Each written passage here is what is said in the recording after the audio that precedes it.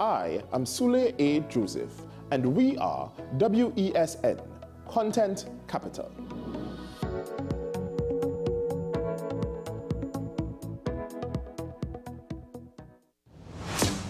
Is it politics? What is it? Is it that nobody cares about sports? The kind of support that sport used to get in the past is no longer here. The thing is, taking a knee doesn't mean that that's the only thing you do in our day. Right. Taking a knee along with other stuff.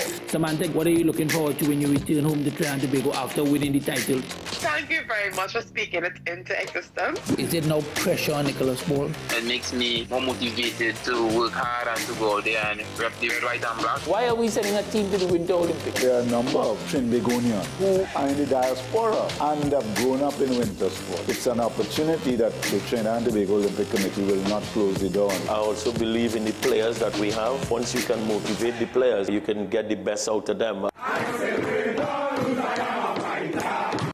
As Kevin Hart would say, damn! Why we have so much minors out on the streets? There's an after-school program happening there. Side women, don't give up. You know, you can become queen one day. Those companies who are currently looking for their money that they deposited in the Silicon Valley Bank, it's not there.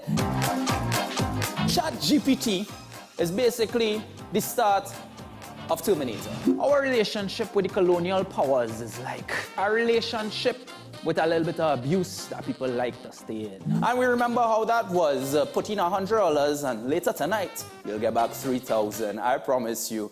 I promise you not. Did you rent an accent while you were across there? When you're in the proximity of Donald Trump, somehow you adopt his aura. First of all, I thought the $200 would be more than enough. It's $200. As a goat farmer, I had 3 goats.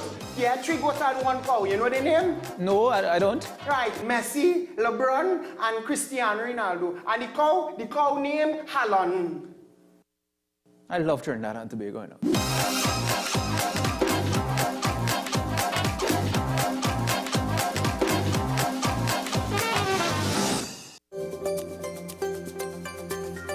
Mental health can explain the behavior of bullies, but also the impact of those who are bullied. And you have those individuals who may have, some children have what you call conduct disorders.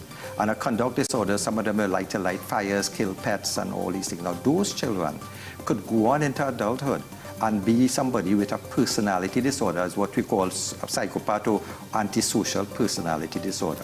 Do they pick on or target a specific personality, their victim, or is it across the board? What's Up Doc, every Tuesday and Thursday on WESN, Content Capital. What's the best way to grab the attention of viewers? Please exercise more patience. You have to be kidding me. Doing what we do best. I'll say at the very least it's a conspiracy of laziness against the people. Join me, Keaton Shaw. And me, Sean Michael Small, for Talking Point. Weekdays from 8 a.m. to 9:30 a.m. We go in-depth on the trending issues and engage the most controversial newsmakers as we get them to account to the people for their actions. You can't go to the government with nothing. You can't go to cabinet with an empty hand, with a wish. I'm glad that we're having this a sober, mature discussion. In the present situation, I expect a continuation of the chaos. Join us for the discussion, Mondays to Fridays, only on WESN, the Content Capital. Coming up on Nicole Larson Live. It was in 2018 where something happened. I got a call. It was the 3rd day. He said, let me tell you what you're going to hear tomorrow. Tomorrow you're going to hear that they have found him. He has floated to the top. He would be decomposed.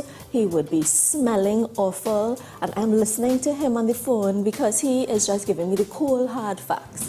Even though it takes time, time alone will not heal. You cannot heal what you do not acknowledge. The unconscious socializing is what we need to check, because I was just doing it to avoid being home. I don't want to be in the bedroom because it's not the same anymore. You can be happy, hurting, and healing all at the same time.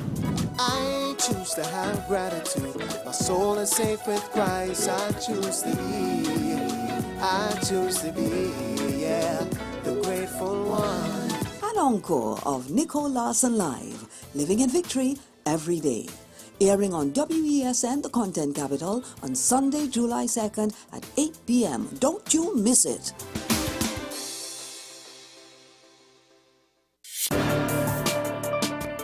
People really want to know, what about me? Where do I fit? Yes. What is in the ride for me in terms of a better Trinidad and Tobago? And I'm pleased to shed some light on that. The purpose of bail is to ensure your attendance at court. That's it. It is not punitive, it is not rehabilitative. We, the police officers, we are professional, and we are here for whenever the survivor is ready to come forward. We have the right to private and family life, the right to religious freedoms and beliefs and thoughts and expression. But these rights are not absolute. Certain rights can be limited. The law is to govern the whole, it's for all of us in public.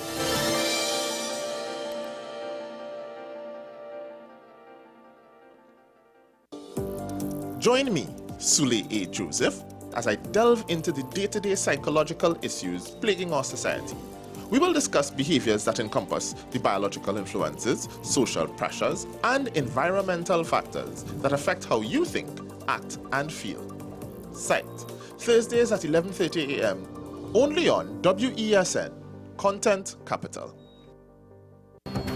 The issue, the continued rise in the price of flour and its impact on the cost of living in Trinidad and Tobago. How should we go about it? I want to ask you, what has been revealed to you about the state of vulnerability in the country because of this exercise and because of what we're going through? Is the government losing the war on the vaccine front? The discussion should revolve around the common good for the greatest number of people in Trinidad and Tobago. How do we inculcate a sense of respect and regard for people who may not be of your own political ilk or persuasion?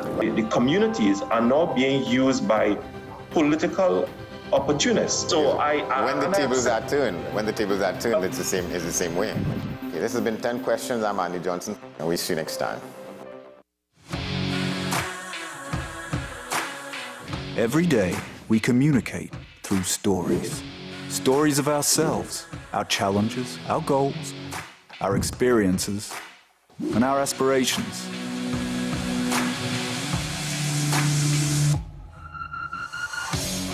Storytelling is an art that we have mastered. WESN Film Studios comprises a collaborative team of experts with extensive industry experience locally, regionally, and internationally.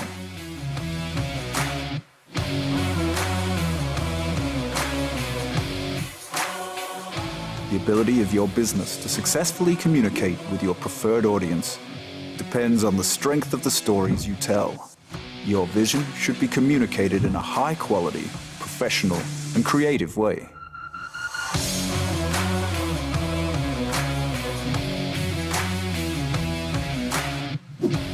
From concept to post-production, advertising to film, multi-camera productions, live events, streaming, and virtual conferencing. We are WESN Film Studio. Let your own unique voice be heard and your vision realized. Call us today at 628-5835 for your next production.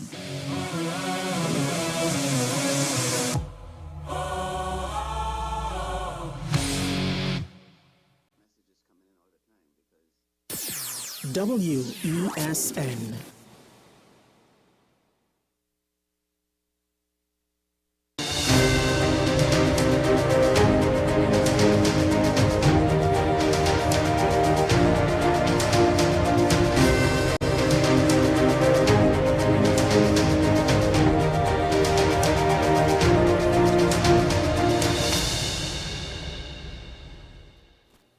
Hello and welcome to AM Prime here on WESN Content Capital. I'm Keaton Shaw. Thank you very much for joining me this morning. It's only Thursday. Yes, I think the week is taking a little longer than expected to pass by, but that's okay.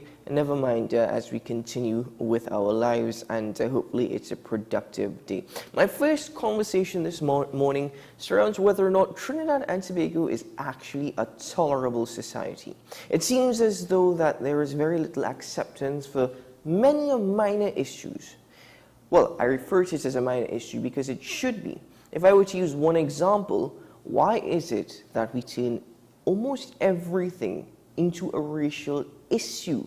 What is the thinking behind it, and how do we go about resolving it? How is this affecting Trinidad and Tobago as a society? Well, I'm joined by a psychologist this morning, Mr. Ronald John. He's with me via Zoom. Hello, sir. Welcome to the program. Thank you very much. Good morning to you and to your guests. Thank you very much, Mr. John. My first question to you, it's a loaded question, open-ended, but in your opinion, given the many factors that make up Trinidad and Tobago society, our diversity of people, diversity of ethnicities and cultures, we tend to tout it as a blessing. We've been referred to as a rainbow nation, but are we tolerable as a society? Yeah, well, we are in fact a rainbow nation, and we are in general tolerant as a society. But I think what happens is that when issues arise and crises arise, I think we become very tribal in our response, and our responses. And when people start to relate in terms of their tribe, they ignore any of the abuses, injustices that may have been done to them, and they overlook everything just so they could have the security of their tribe, their race that they belong to. Mm-hmm. So why is it that we're always turning to our tribe for, I suppose, some sense of justification, some sense of reasoning? I know you mentioned security, but surely it's more than just that. Well, you know, I think the whole thing is that any group, any particular group, we're all social beings, okay? And every particular group, they grow up with some sense of identity in terms of their relationship to that group. And what happens is that as we live generally, we live peacefully, we live in a very tolerant way with each other. But when issues arise, we seem to not be able to move out of ourselves and try to be more understanding of others. You know, when I was telling a friend yesterday I was going to have this discussion about race, and I said, you know, I don't like to talk about race. I like to speak race. I want to talk. You're an East Indian gentleman. Mm-hmm. I'm an African person, and we must be able to have a conversation about what it means to be black in Trinidad, what it means to be East Indian in Trinidad, what it means to be Assyrian in Trinidad. What are the messages that I, as a black man, I have grown up hearing about myself as a black man, and what are the messages I've heard about Indians? Okay, so blacks are lazy, Indians can't be trusted. We must Spanish people work hard. Syrians this, Syrians that. And unless we could get rid of these really obnoxious and vulgar just identifications of each other, we can't go anywhere. And the only way that can happen is if we can really sit down and have a conversation with each other about these assumptions we have about each other, about these stereotypes we have about each other. And those are difficult conversations. When I do diversity training, and I've done a lot of diversity training in the region, I get people to talk about race in the sense of, but not just race in some vague sense, but their own experience with race. So I remember 2 weeks ago, I was doing this whole bit on emotional intelligence, and I was asking the group, I said, how many people believe, it was about 25 people, how many people believe that racism exists in Trinidad and Tobago? 95% of the people, 99.9% of the people put their hand up and said yes. When I asked, how many of you are racist? Nobody put their hand up. Mm-hmm. So everybody is willing to admit that discrimination exists, but nobody is willing to admit that they discriminate or that they might be racist. And unless you own something, you can't do anything about it. So the conversations with each other must be honest, must be thoughtful, must be sensitive, but must take ourselves out of ourselves and just have fearless but sensitive conversations with each other, which we don't do. I want to get into that aspect of why we don't in a moment. But oftentimes I myself wonder, as I try to think very deeply about the situation, and a question that often arises within my thoughts is, does racism exist in Trinidad and Tobago, or do we use racism or create the sense of racism out of convenience? Yeah. You know, I've tried to make this distinction. I am sure that racism, without a doubt, racism exists. I don't like the generality. I could make a more specific generalization, and I think it would be more real to say discrimination exists, and discrimination exists and that is significant. That is significant, whether it's in the whether it's it's race, whether it's in sexuality or whatever. Discrimination exists, and I think and this may sound not cool, but I think it's okay for people to recognize that they feel a particular way. It's okay to in your heart, because of your life experience, to feel certain things about an African person or an Indian person. I think the next step, though, must be, as I just said just now, is the acknowledgement, the honesty with yourself or myself, to acknowledge that those feelings exist, acknowledge that they're based on feedback or internalized messages growing up as a child, and that's all they are. And I have to work past those images and those messages so that I can really reach out and understand who another person really is, and not just our assumptions about that person. Mm-hmm.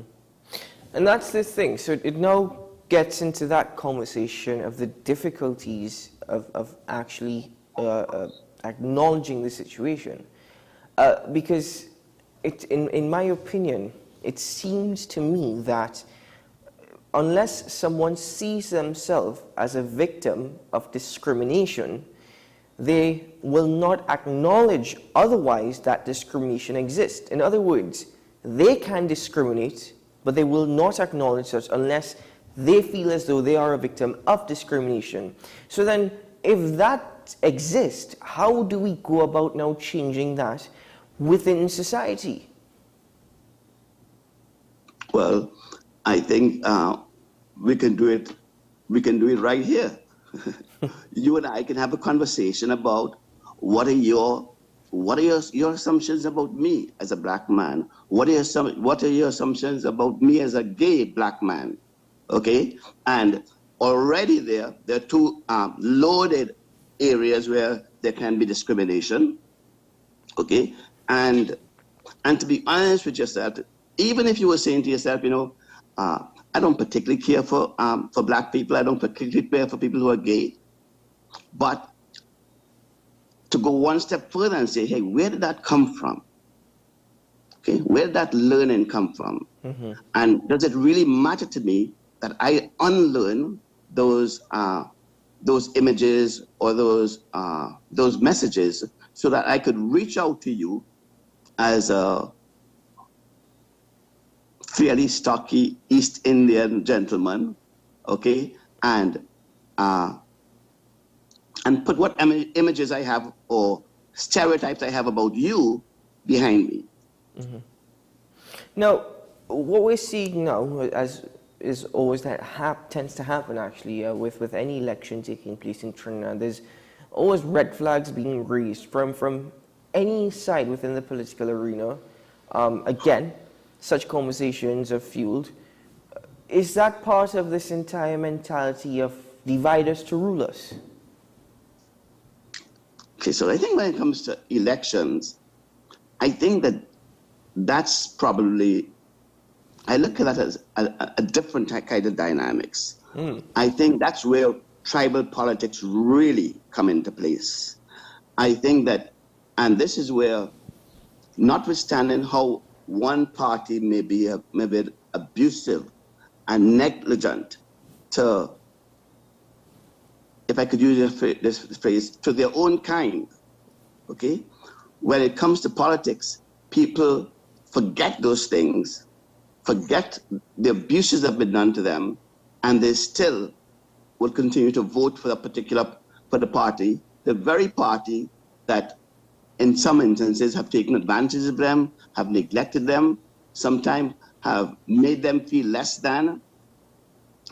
They would still go out because they need to, if they feel whatever they know about the other side is much worse than what they feel have been done to them. Mm-hmm. Is it easy?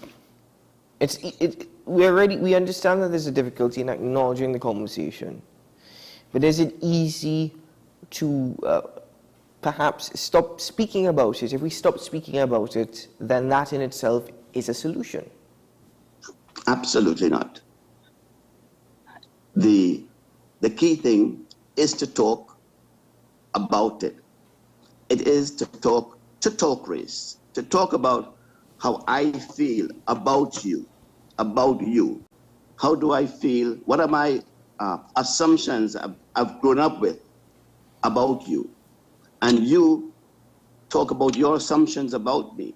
And let us discuss those assumptions and see if those assumptions are really based on anything scientific or anything in reality, but only just based on, unfortunately, maybe let's just say our socialization, whether it's our parents, our early childhood experiences, the historical context that our particular race have been born into.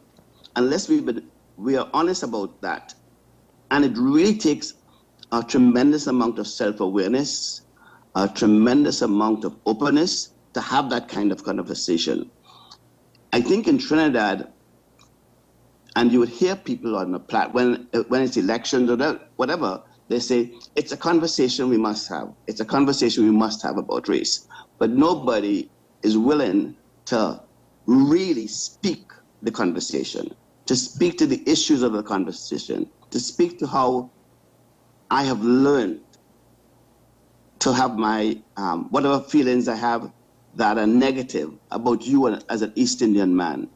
And for you to have that same conversation with me. And I'm using I, you, and me right now because that's the way the conversation must occur. Mm-hmm. It can't happen in generalizations, because if you bring it down to my particular experiences and your particular experience, then we'll get to understand, at least from our perspective, how warped our assumptions be. And you will begin to see me as Ronnie. Not that you would see me colorblind. Obviously, you will still see me as a black man. And I've shared information with you. You may still see me as a gay man. But beyond that, you'll also see me as a man. Mm-hmm. As a man. And I will also see you not just as an Indian man, though you are, but I will see beyond that. I will see your heart. I will see your values. And that is where the conversation will ultimately lead us to. And that will help me get past and help us to get past these real things that are almost intrinsic in us. in terms of our assumptions about each other. So an opportunity indeed presents itself, but is our diversity here in TNT a blessing or a curse in disguise? It's a blessing. It's a gift. We have the upper, and we do, because you see, there are times when, and you know, we live in an incredible amount of harmony when we have come together as a country and as a people and as different races, and we've worked together. Carnival is an example of it, though it's not the best example of it, because sometimes that's clouded by other things. But the thing is that we have a very rich culture here. We have an incredible diversity of people. But unfortunately, we have, because of your historical background and the way you've been socialized and the way I've been socialized, we have things in our memory, in our amygdala, as I would say, that prevents us sometimes from going outside of ourselves to reach out to others. Is it, I asked the question earlier whether or not it's just easier to stop speaking about it. Conversations on a different platform suggest that the reason why this division is fueled is because we're continuously highlighting it. Although I will agree with you, the failure to acknowledge or even have the conversations about the assumptions is a major contributing factor. But is it easy to actually now try to, stop saying, you're an Afro-Trinidadian, I'm an Indo-Trinidadian, we're just Trinbagonians? Yeah, but when I see you, I also see, and it would be so wrong because I'd be diminishing you not to see your Indianness. It would be diminishing me for you not to see my blackness, because that helps you to understand or to give you some clue as to possibly what my life experience might have been. And for me to have some understanding about your life experiences would have been. But that could only happen if we have the courage to share that life experience, to share the messages we have heard about each other and that we have learned about each other. And that's a tough conversation. You and I are speaking right now. But do you honestly, do you really just see Ronnie? Do you really just see a psychologist? I want you to see, inclusive of however else you see me. I don't want you to deny my blackness, but neither do I want to deny your Indianness, okay? I want to be able to appreciate and value and cherish your Indianness, and to see the beauty of you being an Indian man, an Indian Trinidadian man, and for you to see me, the beauty of me being a black man, and all that means. But that can only happen again if you and I are prepared to have that honest conversation about how we truly see each other. Is it necessary, though, to have a conversation first about discriminating within society's own circles? For example, Indo-Trinidadians discriminating against other Indo-Trinidadians, Afro-Trinidadians discriminating against other Afro-Trinidadians? Absolutely, absolutely. So again, in one of my diversity workshops, that's what I would do. Sometimes I would put, and I mean, to be honest, my groups would be predominantly East Indian and Afro-Trinidadians, and I might put them into their racial groups, and for them to talk about what are the messages have you heard about yourselves, and what are the things people have been saying about you over the years that are not true, but that yet you have heard. And I would get a whole list of things, and both groups would tell me the same thing. And I would say, what are the things you've heard about other people? What are some of the messages? And then we sit down and we talk about about those messages. We talk about how those messages are so different in many ways from our life experience. Okay. Now that does not mean that when we have that conversation, if I'm going to be honest, then I'm going to have to say, yeah, but my life experience have made me come to this conclusion about particular Indian people and about particular Black people. And you must have the same conversation with me that you can say, Ronnie, my life experience made me have these assumptions about you. And we talk about that. That's a very difficult conversation to have. That's a very difficult conversation to have. But that is where we begin to go past race as we deal with each other. Yes. And we begin to see each other as people. As people.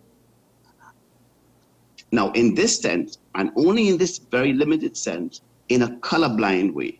But I don't like the idea of us not acknowledging each other's history, each other's race, and diminishing it in any way, because we're afraid to talk about it. And even I'm having this conversation with you, and I'm saying that even the way you're couching things, that you don't really want to you want to be as politically correct as possible, and I guess maybe that's your role, but I see my role to be as to help people to be as totally honest with themselves as possible, to own whatever feelings they do have, and then to be able, because if you don't own it, you can't do anything about it. It's really important that you have the conversation where people are honest with themselves and then honest with the other person, and then make some commitment because of the interaction and then because of the awareness to begin to move past. Because I can tell you, in my life, I have evolved around my areas of discrimination, and sometimes at a very deep level, okay? But only through my own self-work and my self-awareness and my willingness to have real conversations with people about this issue, and not just talk about it in some general sense. Well, Mr. John, I'm tell you what, I'm glad that we've broken the ice. I think further conversations need to be had. But unfortunately, due to the time factor, we're going to have to pause. I'm not saying we're going to have to end, we're going to have to pause. I'd like to actually widen the discussion, so I'm issuing an open invitation once more, so that we can, expand further and perhaps welcome more individuals to this conversation, because I agree, it's something that is long overdue, often spoken about, not acknowledged enough. The conversation, the true conversation, the in-depth conversation is ignored. But I want to thank you for your time. I'd like to thank you for introducing this topic, and let us expand further and deeper. But for now, let's pause there, Sue. Thank you. Have a good day. You too. Keep well. Okay, good pleasure. Bye. There is going to be a part 2 to this conversation, and perhaps a part 3 and a part 4. As long as we're able to dissect and understand, these are the areas that we need to address. Is Trinidad and Tobago a tolerable society? Well, maybe you can share your thoughts with me, reach out to us on social media, but we're going to pause there for now, and when we come back, we get into some more conversations, sticking with psychology this morning, but this particular topic now about racism here in TNT, a lot more needs to be said and perhaps done. We'll be right back after this.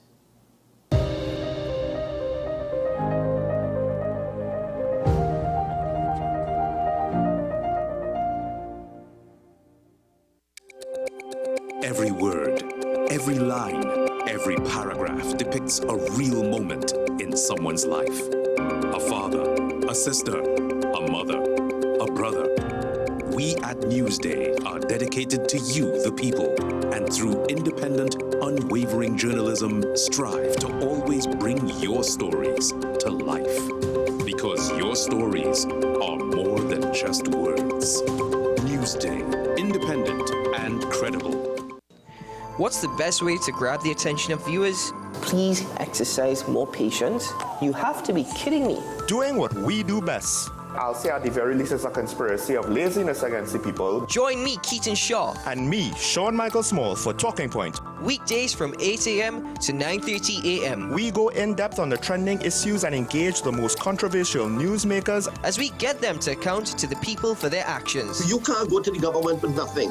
You can't go to cabinet with an empty hand, with a wish. I'm glad that we're having this a sober, mature discussion. In the present situation, I expect a continuation of the chaos. Join us for the discussion, Mondays to Fridays, only on WESN, the content capital.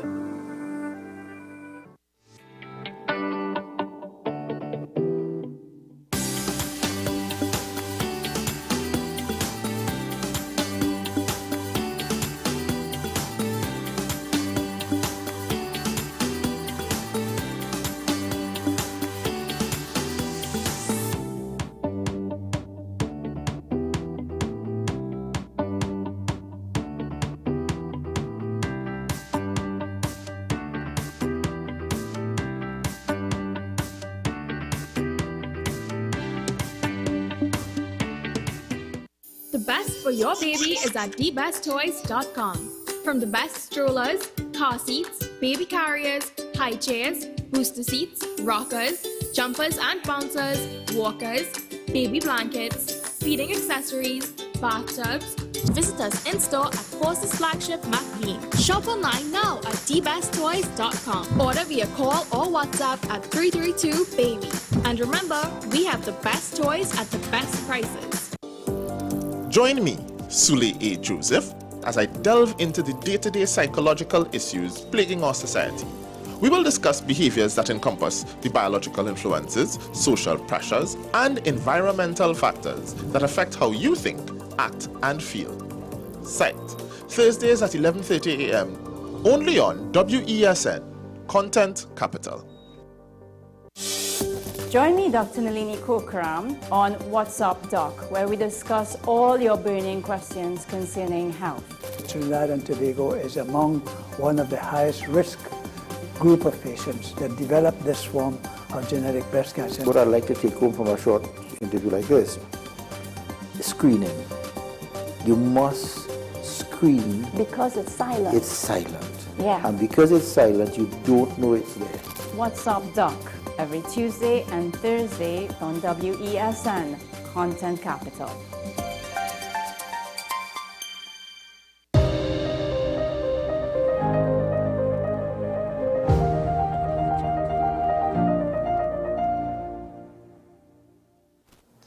Welcome back to the program. Now, U.S. Surgeon General Dr. Vivek Murthy declared loneliness a new public health epidemic in the U.S. last month in an 85-page advisory. So then the question was posed, is Trinidad and Tobago becoming lonelier?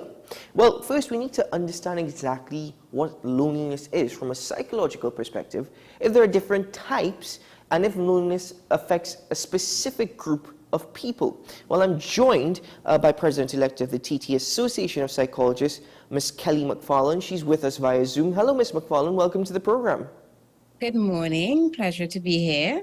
Well, thank you for joining me. Let's start where I ended my introduction, and that is the definition of loneliness and if there are types of loneliness. So loneliness is quite a subjective experience whereby a person might feel like the quality or quantity of their interpersonal relationships are lacking or not optimal. So there is a sense of, there are different types, sure. There is the sense of existential loneliness where we feel like really disconnected from the wider world in general or from people in general. There is a sense of social loneliness whereby we feel, again, like our connections aren't optimal or aren't really nourishing or nurturing that part of us that needs to be connected to other human beings. And of course, there's emotional loneliness, whereby we have a deep sense of longing for deep connection, but it's even in the connections that we have, we don't feel that level of support. Mm-hmm. Now, does loneliness actually affect a specific grouping of people? And by extension, what are the factors that contribute to loneliness? Loneliness can affect anyone, honestly, even people who have lots of people around them, come from big families.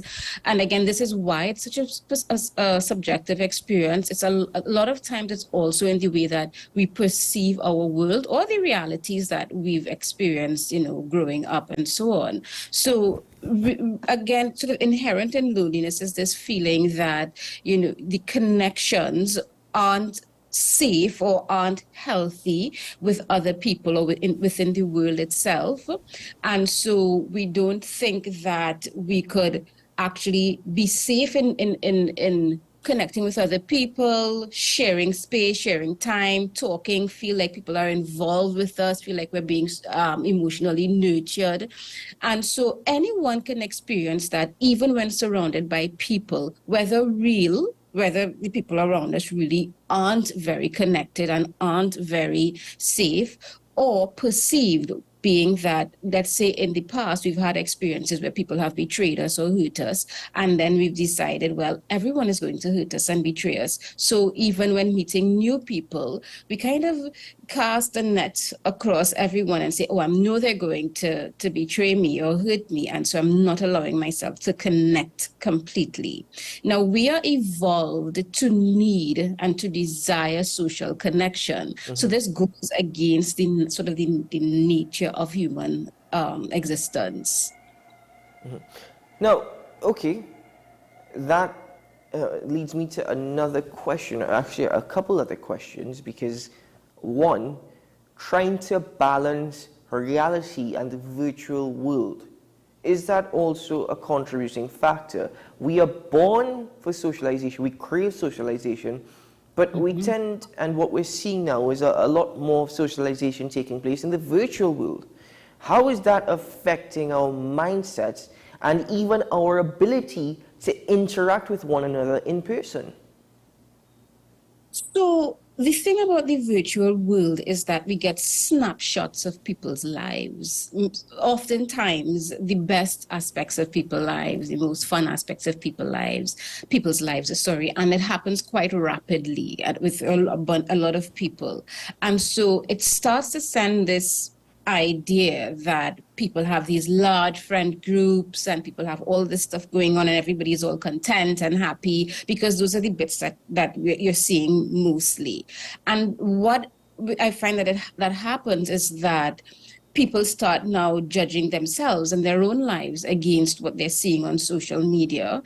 And, it's kind of looking at these snapshots of the best parts of many people's lives is kind of a difficult thing to measure yourself against. And if that's what we start putting our self-worth and our value on, then that becomes a very slippery slope into, discontentment with self, with your own life, loneliness, depression, etc., because it's a difficult marker to hit. Nevertheless, people tend to want to follow and follow the lives of people who have all of that. The more they have, the more we follow. And so that, contributes definitely to this sort of feeling of loneliness and not good enoughness, so to speak. Mm.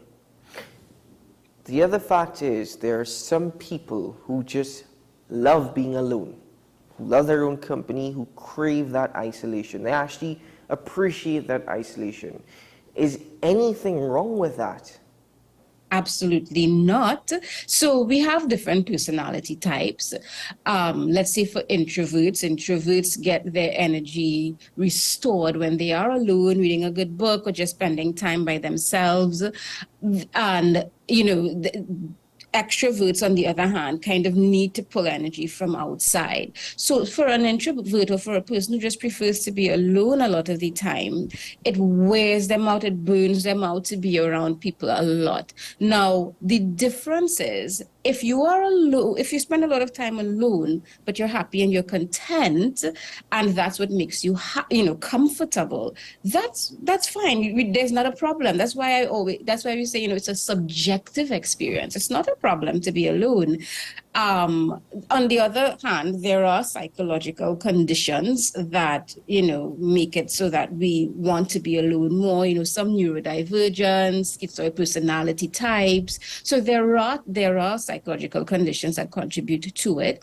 And then, thirdly, so if a person is spending a lot of time alone, but they feel discontent, they feel, sad a lot of the time, they've been losing energy, they feel a sense of doom or worthlessness or hopelessness in the world, or they're doing it not because they choose to, but they're doing it because they feel that they have to, because people aren't safe. That's when we say, well, okay, maybe we need to look a little further into this, in terms of your health and your well-being. But if you're alone a lot, but you're still able to maintain, good, solid social connections, then that's quite healthy. Mm-hmm. Yeah. Are there significant health consequences associated with loneliness and isolation, or even that affecting pre-existing illnesses? Absolutely. So the mind and the body are very connected. What happens in the mind affects the body, and what happens in the body definitely affects the mind. So when looked up something like loneliness, and loneliness could lead to other conditions like anxiety, depression, etc. That could actually reduce or lower your immune system, right? So your ability to fight off diseases. But loneliness is also linked to things like cardiovascular disease, diabetes, other things that are very serious chronic physical illnesses.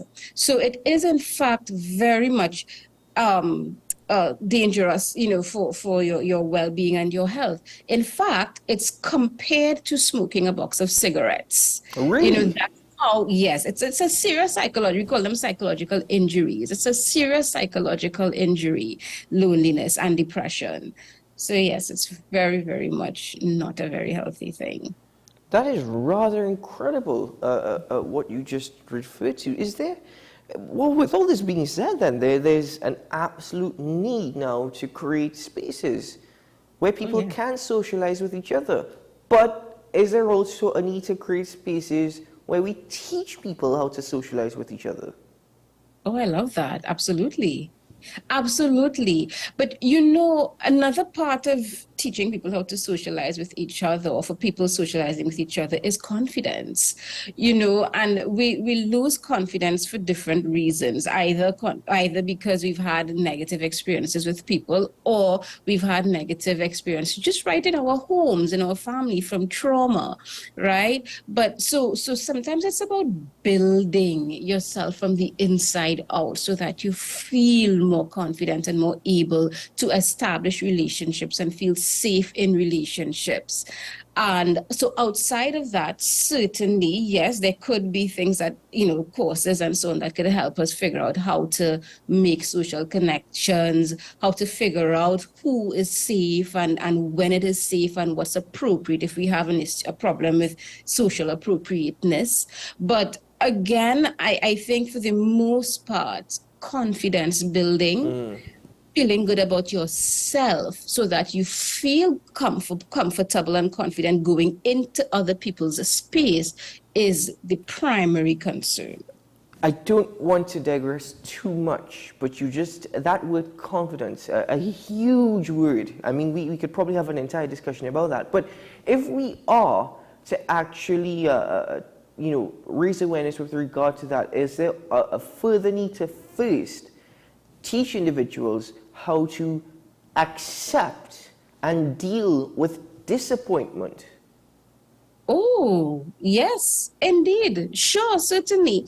You see, we don't always get all of the lessons that are important for life and for social interactions and for our continued social development from home. Sometimes we come from a home where the persons who raised us themselves never really knew. And so sometimes we really do need that extra help, and we really do need outlets or places that we can go to learn these things. And a lot of times we don't realize that we need to learn these things, right? So absolutely 100% yes. Mm-hmm. Now, in a society which arguably has become so narcissistic, where many people are now just concerned with themselves, taking care of themselves, looking after myself. And at times we can even say that there's this ignorance to one another. How do we now go about, I mean, we're having a conversation here this morning, which is possibly a start. But if that narcissism does exist, how do we try to actually progress? I mean, would that involve having, you can't change somebody's personality, but could you change somebody's mindset and possibly way of thinking?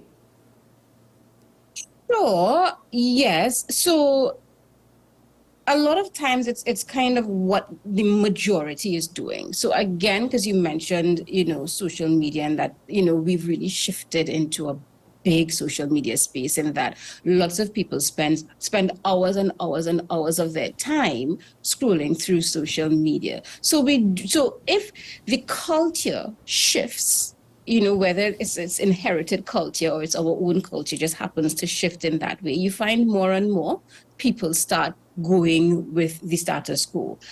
If that culture shifts back in a different way, then you might find more and more people start going with that. So for instance, when we start talking about empathy a lot more, and we start convicting people about empathy. I was listening to a radio show recently whereby they were talking about the fact that before helping people, we tend to film, right? We pull out the phones and we film, and that this is such an issue. Now, let's say a year or two ago, it was, hey, yeah, everybody got this on film. It's great. So now we're all getting things on film because that's what we do. Now we shift the conversation to, come on, guys, this is, we don't like this. We're not going to praise you. We're not going to reward you for doing this. We want you to help people before you start filming. So you'd find that more and more people start helping people, or maybe filming themselves helping people, but they will start focusing on, I need to help people other than just film. So that's just an example of, when we start making mass shifts, it starts with one person or one group, we find that the rest of the culture starts to follow suit eventually, if it's something. Our brains have a massive reward system, and we get rewarded by compliments, affirmations, likes, etc. So when we start getting those things, it tells our brains, okay, this is what we need to do more of. So, when we're thinking of trying to get major change in policies in governments and organizations and cultures, etc., we should think about the brain's reward system and how we could kind of get that on a big or mass level. Well, Ms. McFarlane, I think we've covered quite a bit, and I think we've opened up other topics this morning: confidence, disappointment, empathy, understanding. Those are just some of the things that we were able to introduce. So there's a lot more to get involved in, but unfortunately we're out of time. So I want to thank you very much for joining me this morning.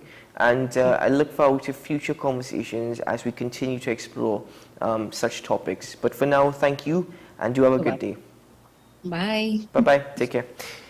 Ms. Kelly McFarlane joining me this morning as we speak about isolation, whether or not there is a growing epidemic of loneliness here in Trinidad and Tobago. Well, confidence, disappointment, empathy, understanding. Those are the 4 words that you need to think deeply about as you go out doing your business throughout the day. And ladies and gentlemen, that's break for news on the hour. We'll be right back after this.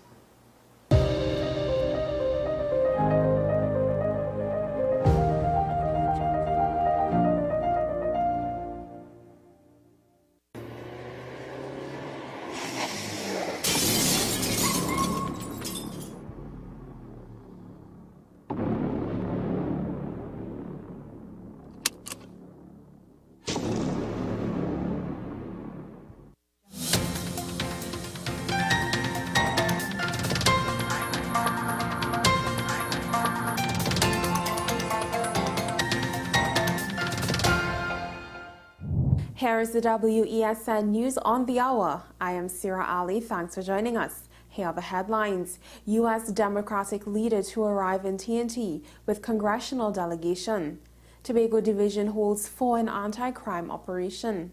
TNT courts rules all migrants can be deported.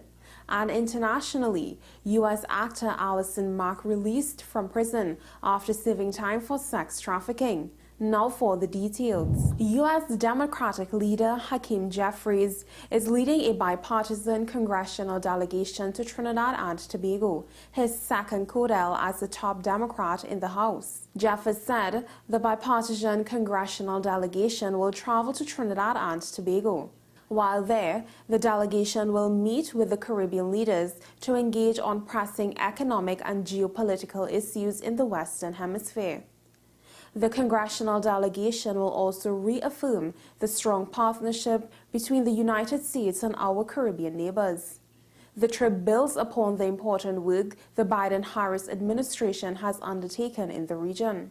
During the delegation visit, he will join Secretary of State Anthony Blinken to participate in the Caribbean Community's Heads of Government Conference upon the 50th anniversary of the establishment of the organization. 4 suspects were arrested during an anti-crime operation in the Tobago Division on Wednesday morning, following recent incidents of armed robberies on the island.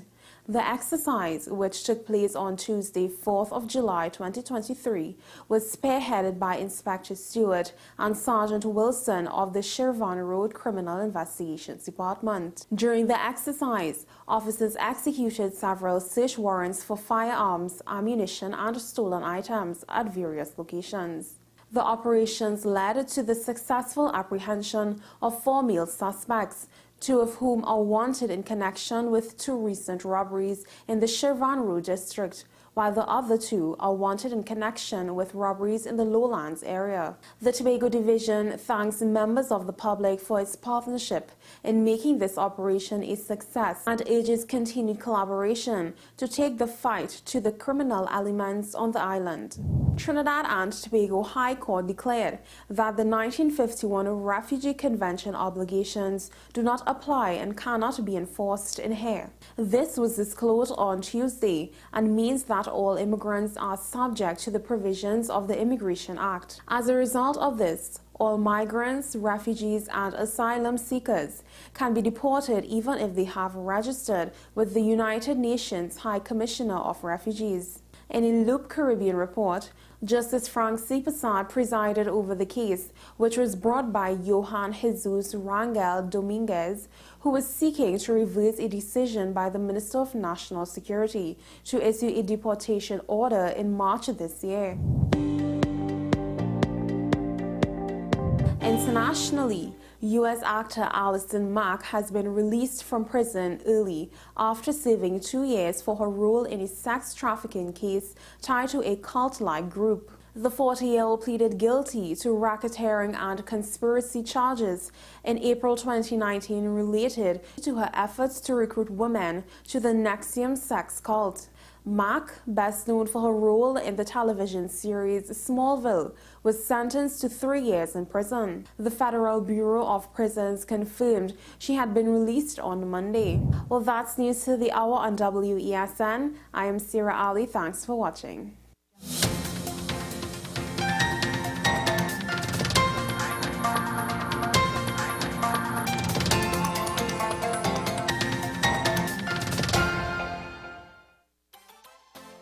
Coming up on Nicole Larson Live. It was in 2018 where something happened. I got a call. It was his 3rd day. He said, let me tell you what you're going to hear tomorrow. Tomorrow you're going to hear that they have found him. He has floated to the top. He would be decomposed. He would be smelling awful. And I'm listening to him on the phone because he is just giving me the cold, hard facts. Even though it takes time, time alone will not heal. You cannot heal what you do not acknowledge. The unconscious socializing is what we need to check, because I was just doing it to avoid being home. I don't want to be in the bedroom because it's not the same anymore. You can be happy, hurting, and healing all at the same time. I choose to have gratitude. My soul is safe with Christ. I choose to be, yeah, the grateful one. An encore of Nicole Larson Live, living in victory every day. Airing on WESN, the content capital, on Sunday, July 2nd at 8 p.m. Don't you miss it.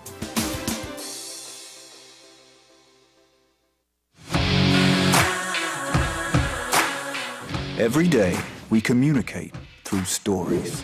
Stories of ourselves, our challenges, our goals, our experiences, and our aspirations.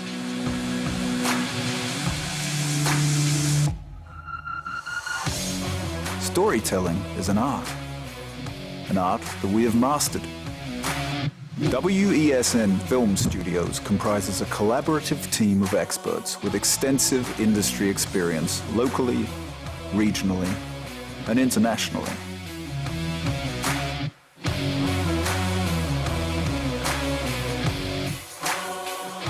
The ability of your business to successfully communicate with your preferred audience depends on the strength of the stories you tell.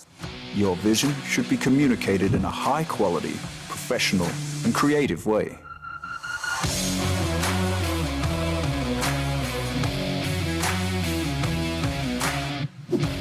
From concept to post-production, advertising to film, multi-camera productions, live events, streaming, and virtual conferencing, we are WESN Film Studio.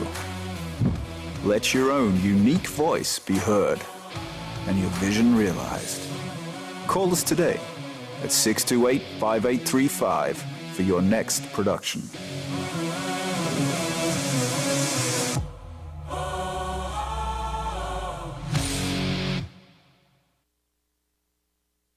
As Kevin Hart would say, damn!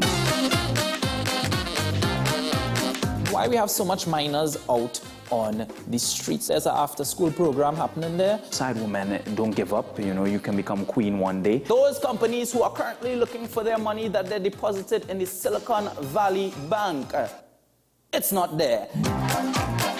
ChatGPT is basically the start of Terminator. Our relationship with the colonial powers is like a relationship with a little bit of abuse that people like to stay in. And we remember how that was. Put in $100 and later tonight, you'll get back 3,000. I promise you.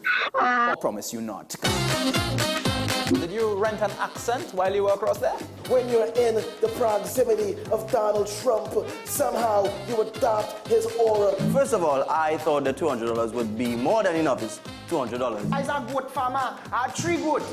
Yeah, 3 goats and 1 cow. You know the name? No, I don't. Right, Messi, LeBron, and Cristiano Ronaldo. And the cow name Haaland. I love Trinidad and Tobago.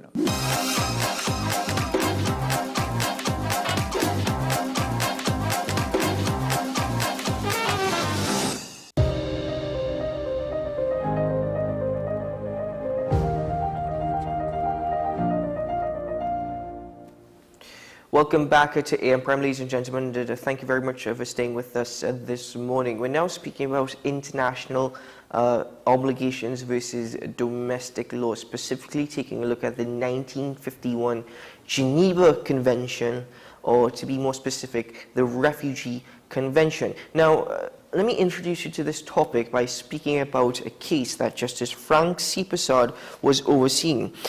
Justice Frank C. Prasad was presiding over a judicial review and constitutional claim of Venezuelan national Johan Jesus Dominguez, who challenged a deportation order by the Minister of National Security in March. Dominguez, 33 years of age, was charged with illegal entry in August of last year. His application said he fled Venezuela in fear of being persecuted by the country's government. He was granted refugee status by the United Nations High Commissioner for Refugees, the UNHCR, in April last year, so this would have been August of 2021, and in April last year, but was arrested months later while in a taxi in Faizabad. The father of 4 pleaded guilty to illegally entering TNT and was fined $2,000. In March of this year, he was issued a deportation order. Now, the controversy surrounds the judgment of Justice Frank C. Prasad, and that is, refugees and asylum seekers can be deported if they run afoul of local immigration laws, since obligations under the 1951 UN Convention and the principles of non-refoulement do not apply to TNT, as they are not incorporated into the domestic laws in TNT. It means all migrants are subject to provisions of the Immigration Act, and they, asylum seekers and refugee seekers, can be deported even if they are registered with the UNHCR. So that is the introduction to this topic. Yes, quite a long introduction, but you need to have an understanding of the case and an understanding of the convention before we can continue. So I'm now joined by my guest, the Executive Director of the Caribbean Center for Human Rights, Ms. Denise Pitcher. She's with us via telephone call. Hello, Ms. Pitcher. Welcome to the program. Good morning, Keaton, and thank you for having us. Well, thank you for joining me. Ms. Pitcher, your reaction to the judgment by Justice Frank C. Prasad? So it's very concerning. As an advocate of human rights and an advocate of refugee rights, our most immediate concern is that if the family is deported, that they will be sent back to a situation, a dangerous situation from which they fled, and it then, of course, this ruling it paves the way for other persons to be deported and send persons back to a situation. A lot of people that are fleeing persecution are fleeing very dangerous situations. Sometimes they are fleeing the threat of death, threats of safety and to their safety and security. So it's very, very worrying. Mm-hmm. Ms. Pitcher, we signed onto this convention in the year 2000. It has been 23 years. We have not, however, incorporated it into our domestic laws.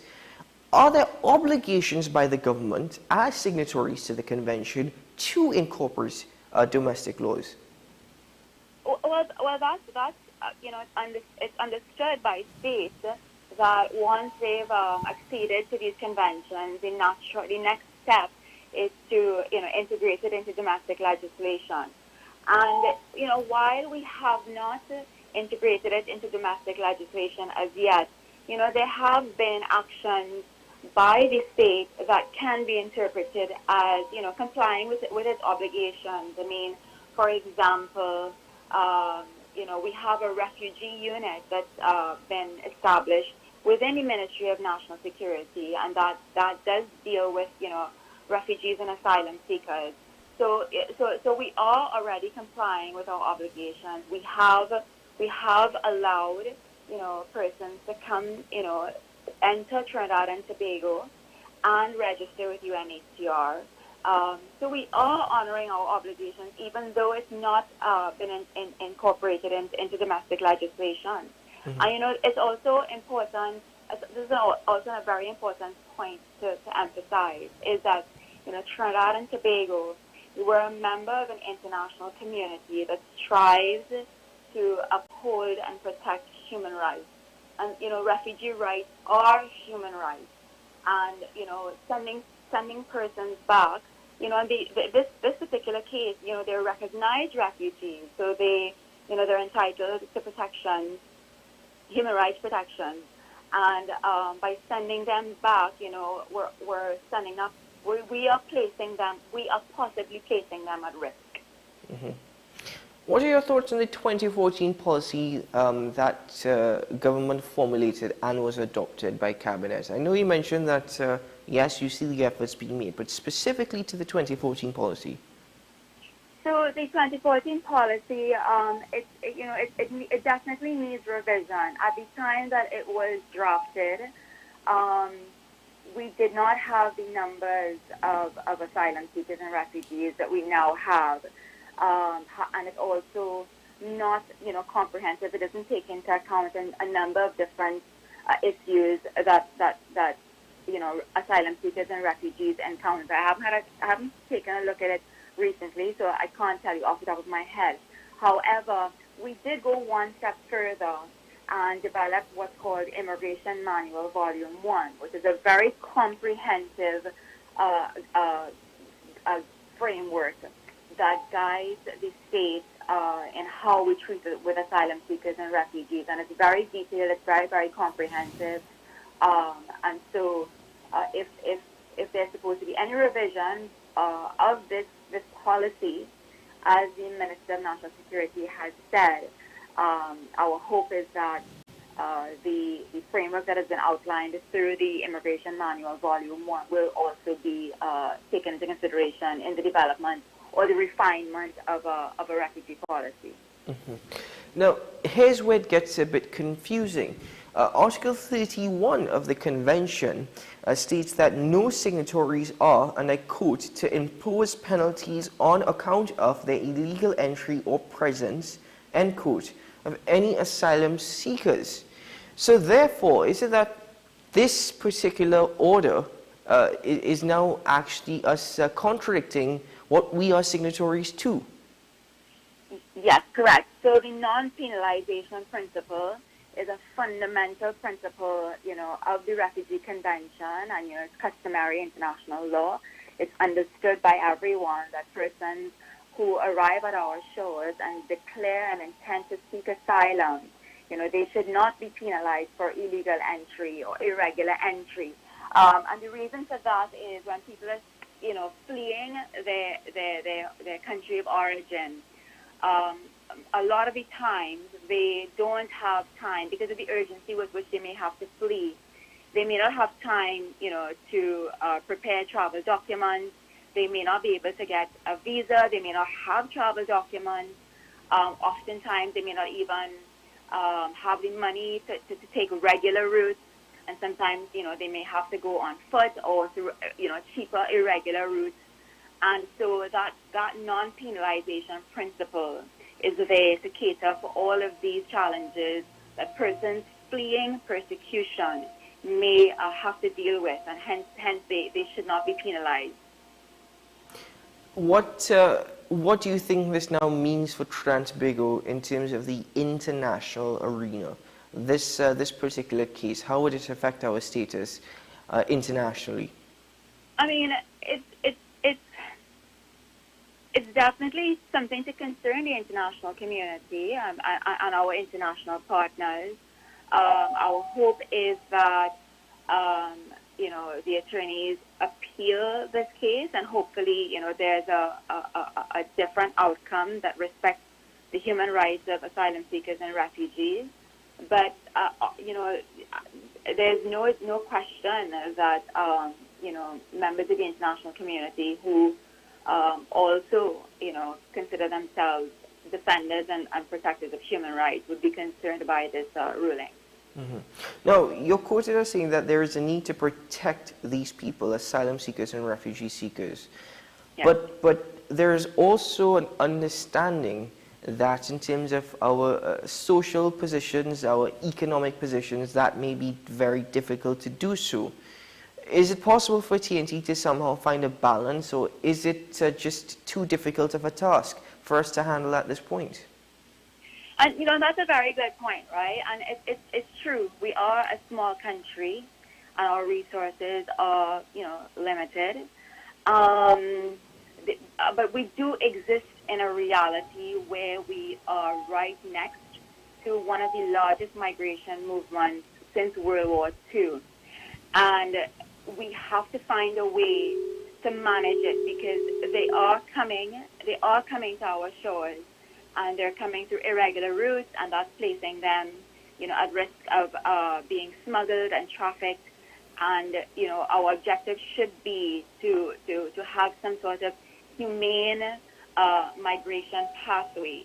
Additionally, Trinidad and Tobago, we have not really engaged as substantively as we should with other regional mechanisms and international mechanisms that would provide support, technical expertise, and capacity building, and also resources that could support our efforts to manage this influx in a humane way. For example, we did not sign on to the LA Declaration at last year's Summit of Americas. And, within that declaration, it talks about responsibility sharing. It talks about, providing resources to member states who sign on to the declaration. So those are some ways that we can,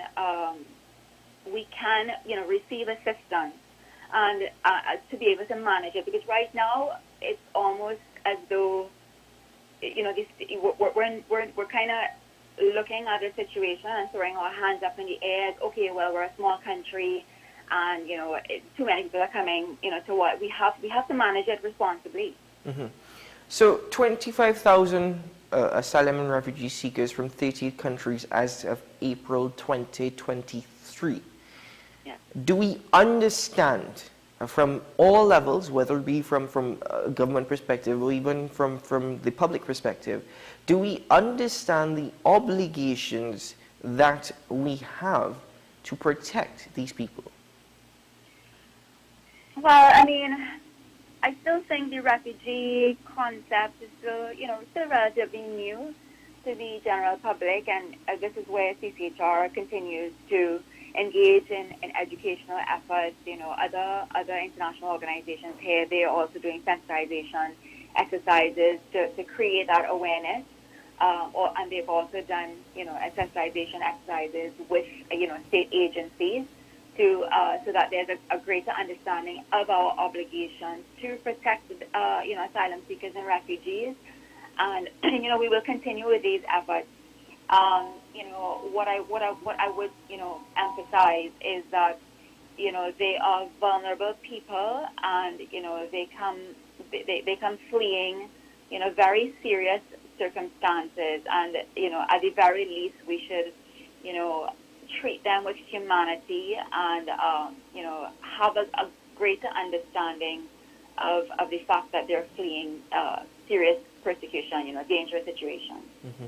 Ms. Pitcher, I want to thank you very much for joining me this morning to share with us your thoughts, your reactions as to this particular ruling, and stating where we're at and what more could be done.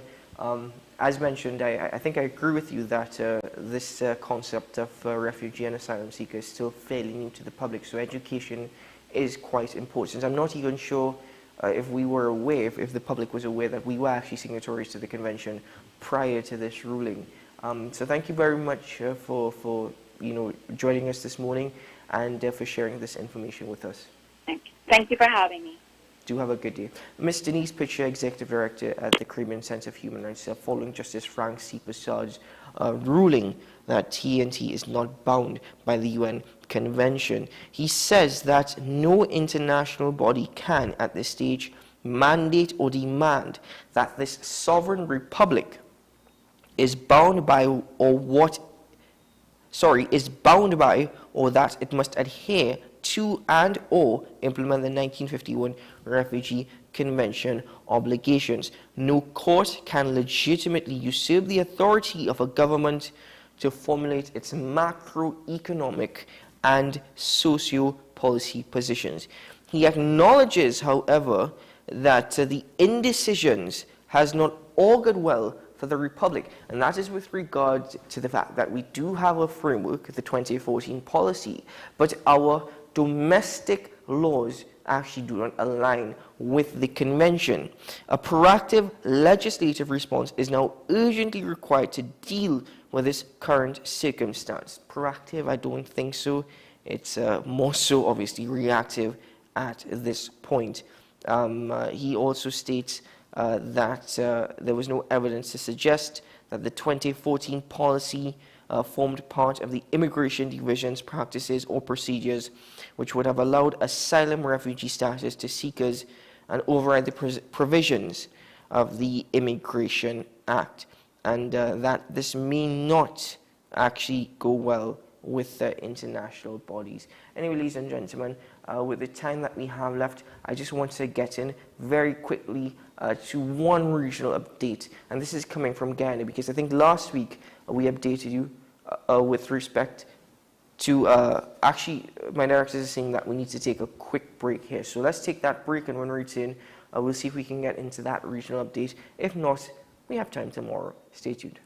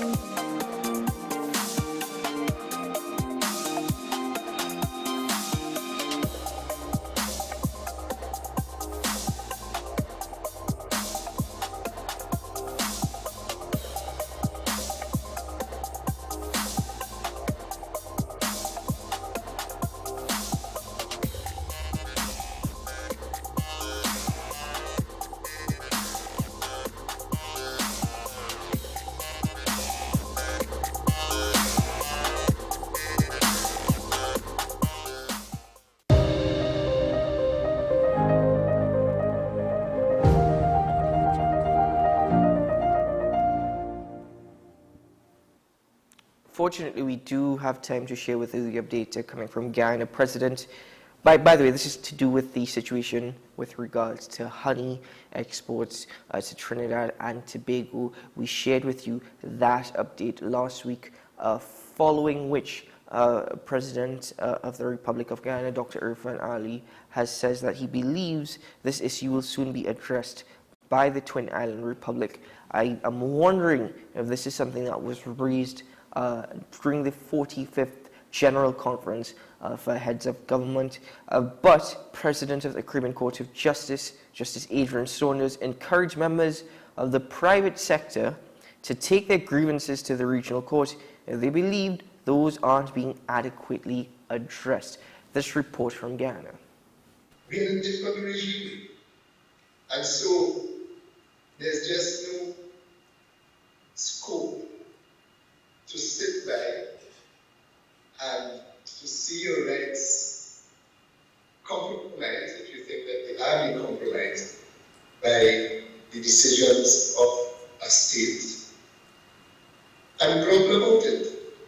The court is there to receive applications and to process those applications. That was Justice Adrian Saunders, the president of the Caribbean Court of Justice, speaking at a business breakfast at the Marriott Hotel in Kingston, Georgetown, on Monday. At that meeting, the CCJ president posited that the Caribbean Single Market and Economy, CSME, which promotes free trade within the Caribbean community, is expected to be private sector driven.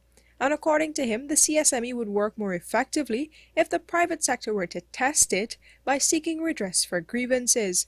Doing so can involve the CCJ.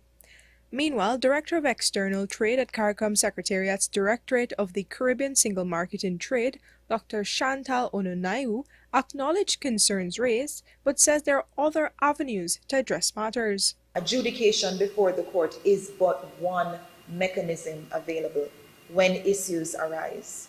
States can engage in consultations. States can use the good offices of the Secretary General. States can have reference to impartial third parties like mediators or conciliators. They can refer a matter to arbitration. The CCJ, in its original jurisdiction, can adjudicate matters under the revised Treaty of Chaguaramas, which is CARICOM's central treaty that, among other things, caters for the CSME. Reporting for the newsroom, Vishani Raghaber. The honey issue is one that we have raised at CARICOM, and to be fair, Prime Minister Rowley had said that they are going to address the honey issue. It's an outdated law. I can't pronounce on that system, but I know that it is an item on the CARICOM agenda, and for not only Guyana, but Grenada also. You can't give up. We have to have hope that it will change. I think that there is a mood now. My own opinion is that there is a mood in the region now to have these trade barriers and these challenges addressed. And I'm very confident that that mood can bring us results. The sector has been growing in Grenada, and we have top quality honey. We just won a prize in England for the best honey in the Caribbean. There's a demand for it in the Trinidad market, and we are being kept out of that market. So we are negotiating and we are talking with Trinidad. Trinidad is offering. They are negotiating with us nicely, and I definitely believe that after the CARICOM heads meet soon, we will have some resolution. All right, so that obviously is on the CARICOM agenda, stated by President Dr. Mohamed Irfan Ali. Wondering if he got time to raise it during the conference, or whether or not more needs to be said, more time needs to be given. Anyway, ladies and gentlemen, that's it for AM Prime this morning. Thank you very much for joining me. I'm Keaton Shaw, wishing you a grand day ahead, maybe a productive one. And in whatever you do, understanding, empathy, of course, those are things that are crucial for all of us to be kind to one another. Anyway, tomorrow morning from 6 a.m. AM Prime, but until then, bye-bye.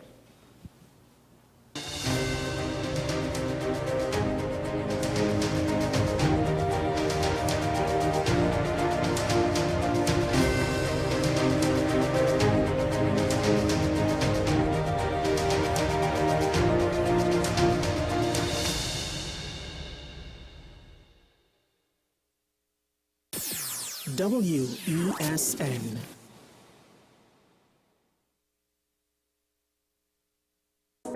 I'm Sean Michael Small, and we are WESN, the content capital.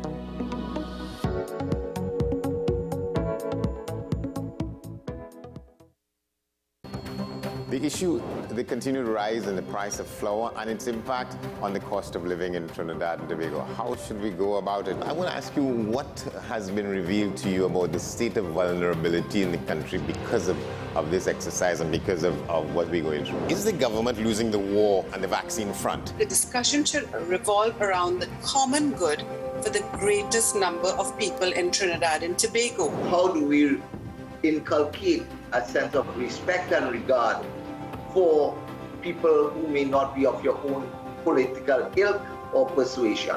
The communities are now being used by political opportunists. So when the tables are turned, it's the same way. Okay, this has been 10 Questions. I'm Andy Johnson, and we'll see you next time. People really want to know, what about me? Where do I fit? Yes. What is in the ride for me in terms of a better Trinidad and Tobago? And I'm pleased to shed some light on that. The purpose of bail is to ensure your attendance at court. That's it. It is not punitive. It is not rehabilitative. We, the police officers, we are professional, and we are here for whenever the survivor is ready to come forward. We have the right to private and family life, the right to religious freedoms and beliefs and thoughts and expression. But these rights are not absolute. Certain rights can be limited. The law is to govern the whole. It's for all of us in public.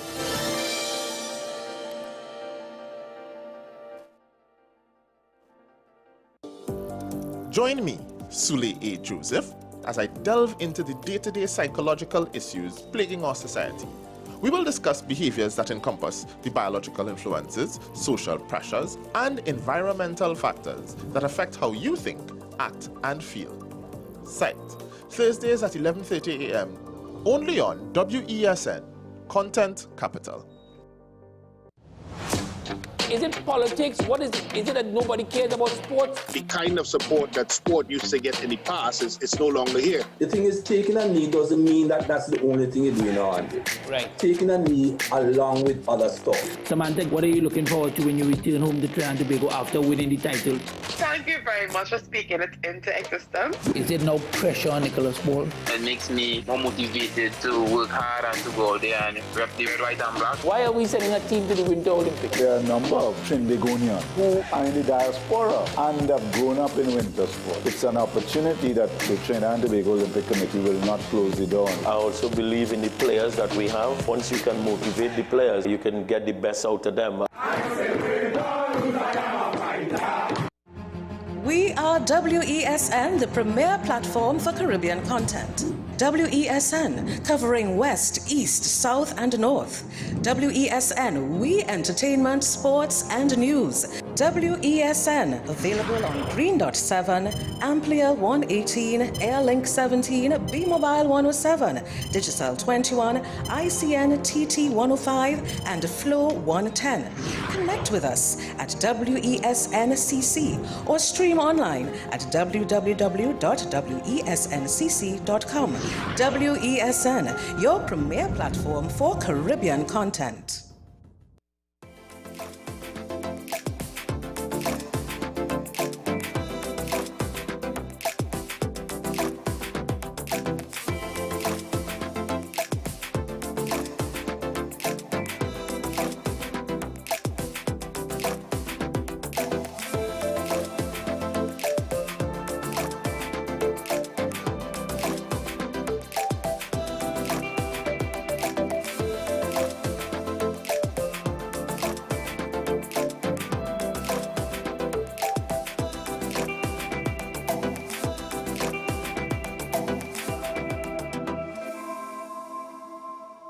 Facts.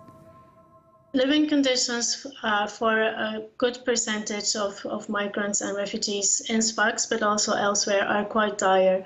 They have great difficulties obtaining regular rental contracts, affording decent housing. So they do tend to try to find support within their own community, which can lead to community tensions if there are large groups of a certain nationality in one particular place. I think it's very much a discussion also with the Tunisian communities kindly hosting people who are in very difficult situations to make sure that there is great mutual understanding between what the Tunisian community or Tunisian hosts expect and what migrants can actually contribute to this community.